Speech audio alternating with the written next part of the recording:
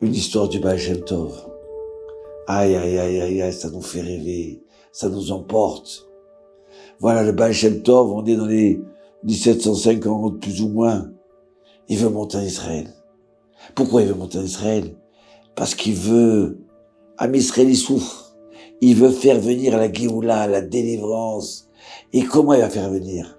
Il veut rencontrer le Or HaChaim.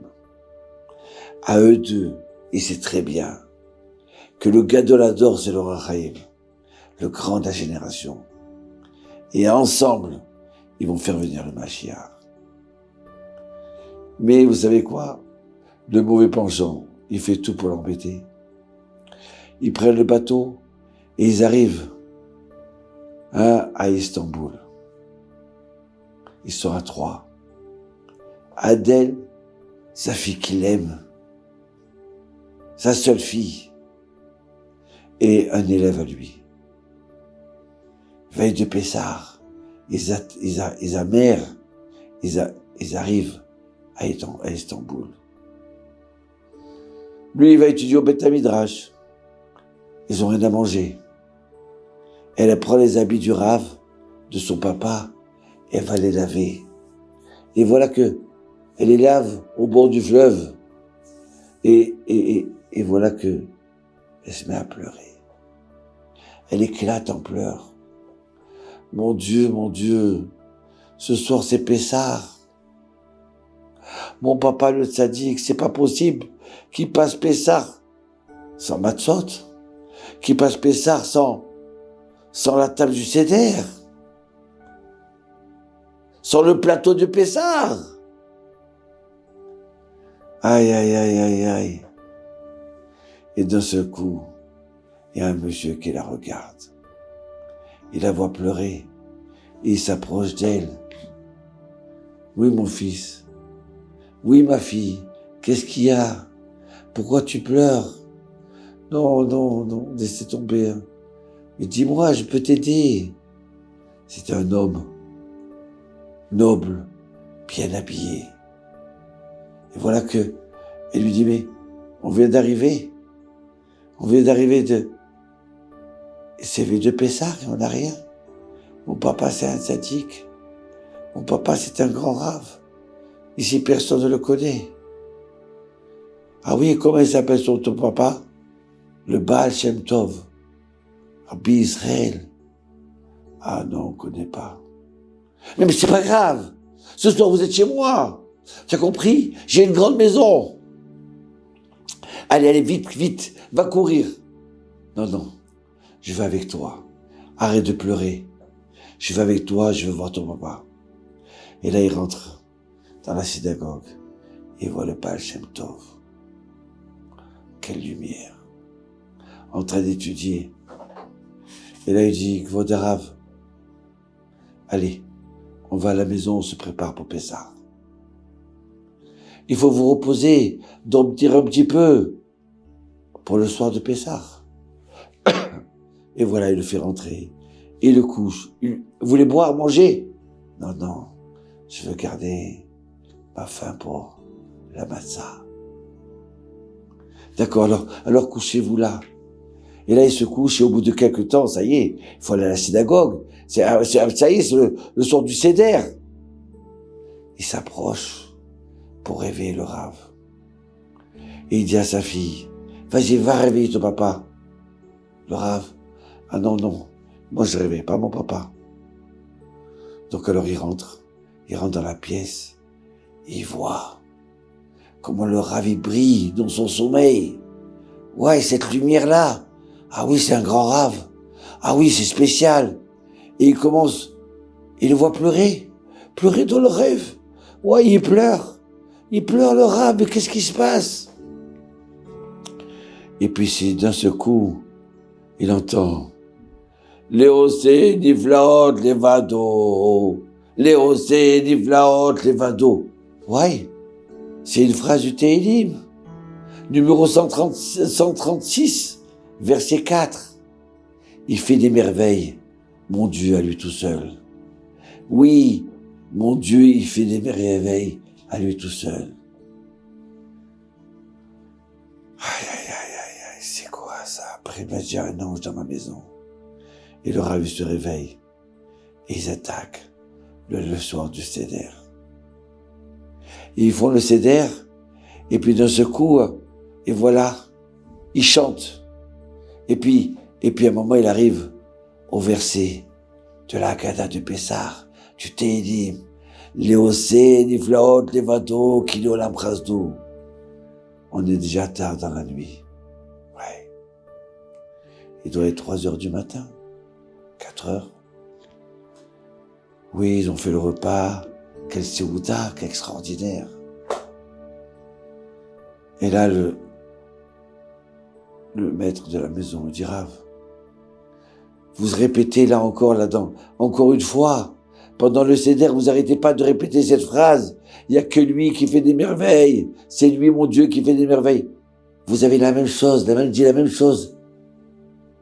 Quand vous avez dormi, qu'est-ce qui se passe? Alors le Rav dit, je vais vous raconter. Et là, tout le monde se tait. Et tout le monde écoute. Oui, le bon Dieu fait des merveilles. Ce soir, le roi, le sultan, il est venu avec un des ministres à lui pour se promener dans la ville de Istanbul. Le sultan, il avait un conseiller juif qu'il aimait beaucoup. Il s'appelait Moshe. Il donnait des conseils extraordinaires. Mais quoi? Les ministres, ils étaient jaloux de lui. Surtout ce ministre qui marche avec lui. Et là, en marchant, ils arrivent dans le quartier juif. C'est le soir du Seder. Et tout le monde entend Al-Armania diaralu avata de Mitzrayim etmol aïnu avadim. Ouais, le sultan, il voit, il entend des chants de joie. Dayenu, Dayenu. Ouais, mais c'est quoi ça? Ils sont tous heureux, les maisons sont toutes propres, toutes allumées, toutes les maisons sont allumées. Il est déjà presque minuit, qu'est-ce qui se passe? Alors le ministre, il sent que c'est le moment. Et tu sais, ils sont joyeux, tu sais pourquoi? C'est parce que ils ont détruit l'Égypte. Ils étaient invités, les autres en Égypte. Et vous savez quoi? L'Égypte s'est détruite. Et Pharaon aussi. Voilà. Ça, c'est les Juifs. Où ils se trouvent, ils sont bien au début. Et après, ils détruisent l'endroit. Ah bon? Et oui. Et comme ça, ils ont fait. Avec Aman. En Perse. Et comme ça, ils vont te faire à toi. Aïe, aïe, aïe. Mais pourtant, il a l'air gentil, ce Moshe. Oui, ils sont gentils au début. Mais à la fin, tu vas mourir. Notre cherche le temps. Mais alors, qu'est-ce qu'il faut que je fasse là? Comment je vais faire? J'ai une idée. Tu sais quoi? Tu vas le faire venir demain. Alors, attends, regarde, je sais pas quoi faire, moi. Prends ma bague. Décide ce que tu veux décider. D'accord? Mais résous-moi ce problème. Il n'y a pas de problème. Demain, je le tue. Je tue Moshe, ton conseiller, et je vais tuer tous les Juifs d'Istanbul. D'accord? Regarde, c'est ton problème, moi je vais dormir. Et là, il rentre à la maison. Et en ce moment-là, le Baal Shem Tov, je me suis dit, j'étais en train de rêver toute cette situation. Et je pleurais, je demandais à Hachem, sauve les Juifs d'Istanbul. Regarde comment ils font la Torah, regarde comment ils prient, regarde comment ils n'ont pas hésité à m'éviter, ils n'ont pas hésité. Tu peux pas laisser ça à tes enfants. Ils sont en danger. Et j'ai pleuré. Et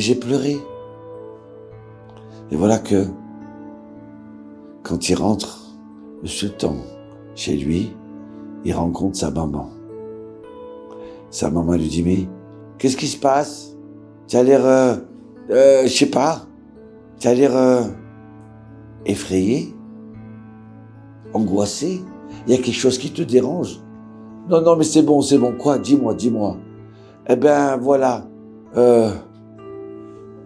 on a décidé, c'est un secret, mais le ministre, il va tuer Moshe et tous les Juifs d'Istanbul. Parce qu'après, ils vont me tuer à moi, comme ils ont fait à Pharaon.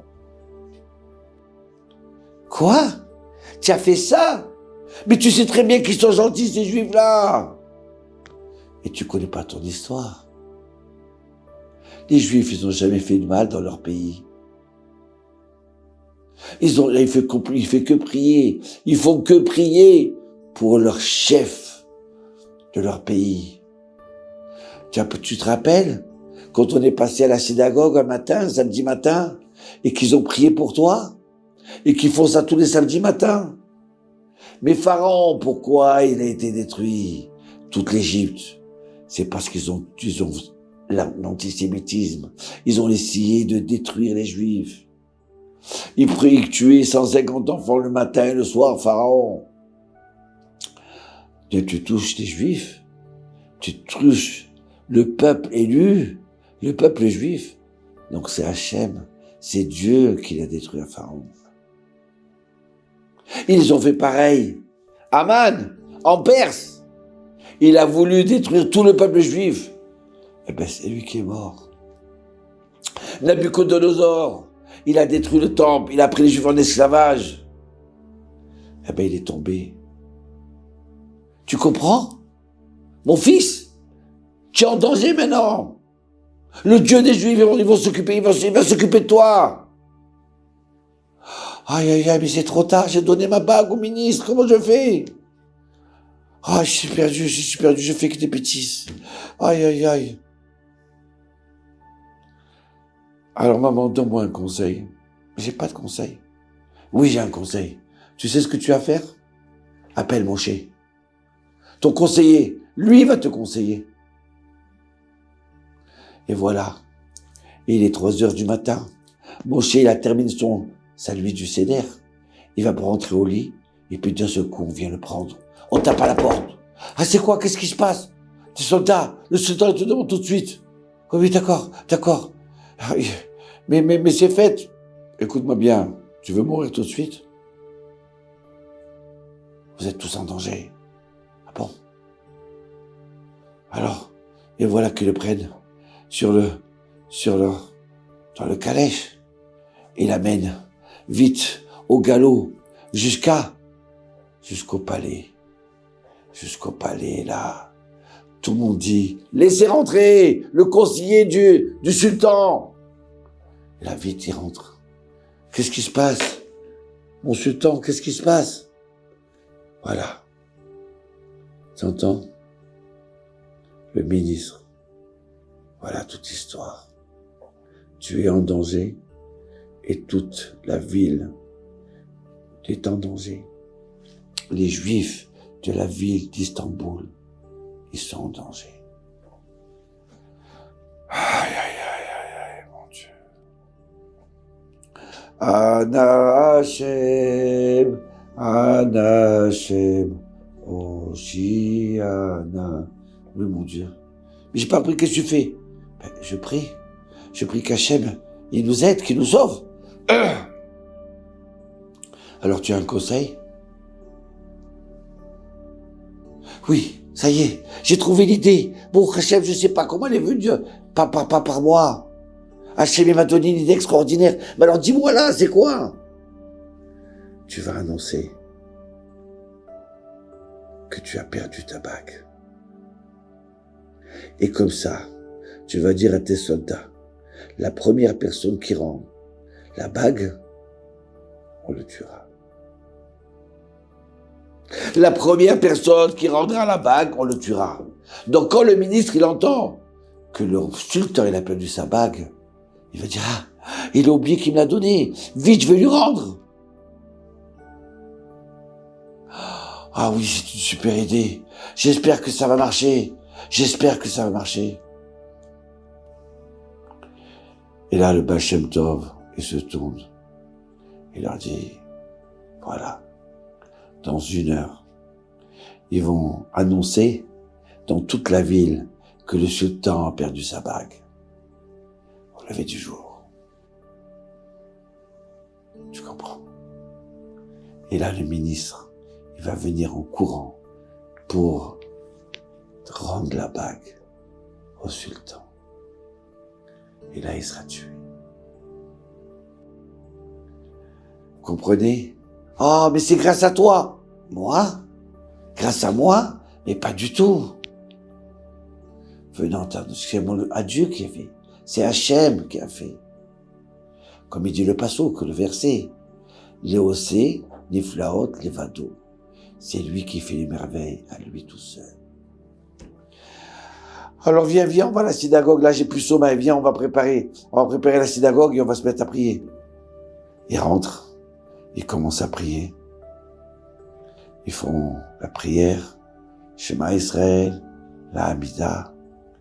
Et d'un seul coup, il y a des soldats qui sonnent la trompette. Qu'est-ce qui se passe là? Les soldats, ils sont arrivés dans le quartier juif. Avec Moshe, le conseiller du roi. Et d'un seul coup, Moshe, il leur dit, allez, venez, on fait le Hallel tous ensemble. On était en danger, on a été sauvés. Et là, le riche,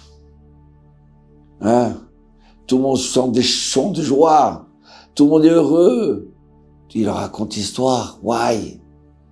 Et là, juste avant de démarrer le Hallel, le riche s'approche du conseiller. Il dit, vous savez qui c'est qui a sauvé? L'histoire, je la connaissais déjà. Il me l'a raconté il y a 2 heures de temps. À toute ma famille. C'est lui, le Baal Shem Tov. Et à ce moment-là, tout le monde se tourne vers lui, tout le monde veut l'approcher. Il a dit non. Léosé, Niflaot, Levado. Allez, venez, enfant de Jalel. C'est lui qui fait les miracles.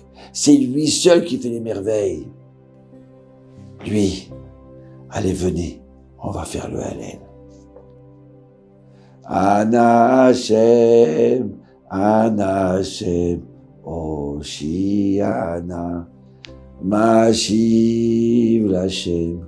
Et voilà, le Baal Shem Tov, pourquoi il pleurait et pourquoi il souriait en train de dire ce verset pendant qu'il dormait. Il avait prié, supplié Hachem de sauver Moshe le conseiller et tous les Juifs d'Istanbul. Voilà. De là, on apprend qu'on n'a pas le droit de désespérer. Le Télim, il dit, même si un homme, il a une épée qui est là sur sa gorge, il va mourir dans 1 seconde. Eh ben, au lieu de pleurer, à ce moment-là, il doit prier et dire à Hachem, sauve-moi, comme tu as sauvé le roi David, comme ça tu as sauvé le Baal Shem Tov, et comme tu as sauvé les Juifs en Égypte, et dans tous les endroits. La prière, oui, il faut se mettre à crier et à pleurer pour demander à Hachem, sauve-nous. Amen.